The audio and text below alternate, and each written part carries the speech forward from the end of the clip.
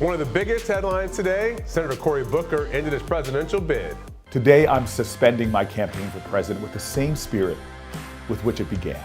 It is my faith in us together as a nation, that we share common pain and common problems that can only be solved with a common purpose and a sense of common cause. So now I recommit myself to the work. I can't wait to get back on the campaign trail and campaign as hard as I can for whoever is the eventual nominee and for candidates up and down the ballot. While some argue that Booker ran as some totem of identity politics, that assessment seems based on his skin color and the fact that he took the specific issues that impact black and brown communities seriously. But Cory Booker didn't run on being a black man. Instead, he argued he was the right person of any hue to bring the country together after Trump, that he could be the face of a new generation and could beat Trump based in love, not animosity. Turns out the voters are angrier than that, and they took a pass. Congratulations on a thoughtful and committed race, Senator Booker.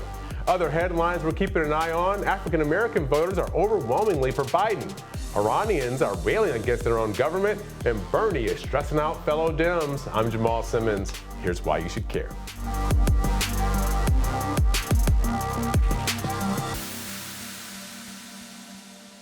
The Iowa caucuses are just 3 weeks away, and we're getting more data about where the candidates stand. Over the weekend, the Des Moines Register released a poll showing Bernie Sanders leading in Iowa with 20% support among likely caucus goers.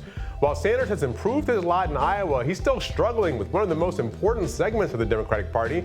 The Washington Post released a big exhaustive poll of African Americans that shows Sanders with only 20% support among black voters nationally, trailing Vice President Joe Biden, who blows the doors off with 48% support among black voters.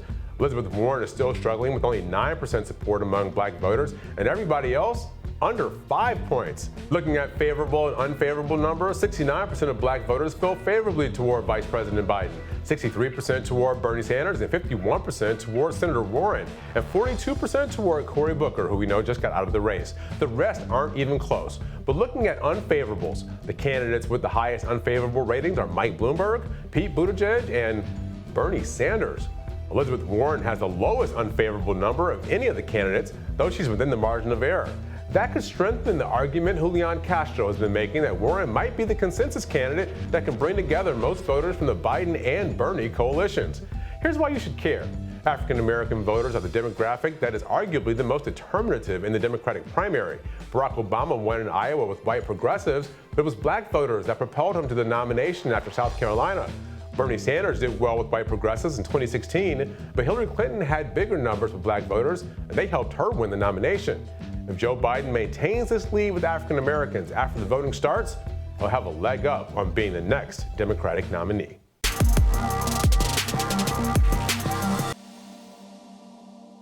CBS News reported this morning that Western reporters were ordered to leave Iran. Riot police were deployed as demonstrations escalated, with protesters chanting, quote, "Clerics get lost." Government security began firing on protesters using live ammunition. Cell phone video shows people bloodied being carried away, and even some gunshots can be heard. This heightened tension is the result of Iran's public admission Saturday to shooting down a Ukrainian passenger airplane minutes after it flew out of Tehran airport last Wednesday, carrying Iranian and Canadian citizens. In a televised address, commander of Iran's Islamic Revolutionary Guard Corps Air Force said its military misidentified the jet as a missile and unintentionally shot it down. According to the New York Times, the Ukrainian air flight was the 9th plane to take off after the missile strikes had begun, but the only one to be shot down. President Trump even called out Iran via tweets to refrain from turning on protesters. Now, why should you care about all this? When reporters are told to leave, that's generally a sign that the you-know-what is about to hit the fan, and it did.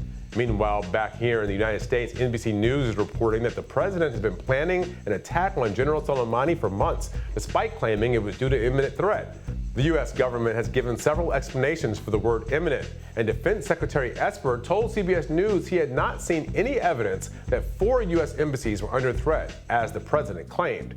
I don't know what's going on, but these governments need to get their stories straight. Lives are hanging in the balance, and too many have already been lost.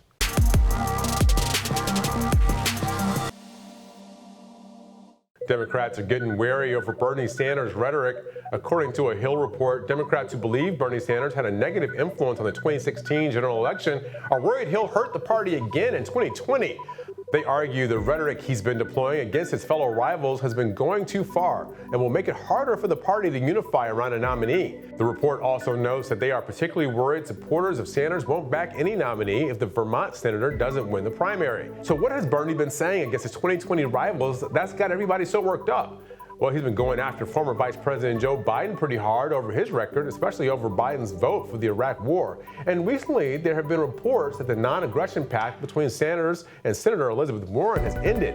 Politico reported that the campaign has been instructing volunteers to tell voters leaning toward Warren that, quote, the people who support her are highly educated, more affluent people who are going to show up and vote Democratic no matter what. She's been bringing no new bases into the Democratic Party. We've heard a lot of that. Here's the Massachusetts senator's response.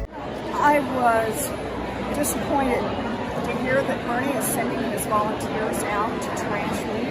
Democrats want to win in 2020. We all saw the impact of the factionalism in 2016, and we can't have a repeat of that. According to Politico, the Sanders campaign didn't challenge the authenticity of the script that volunteers used and declined to comment.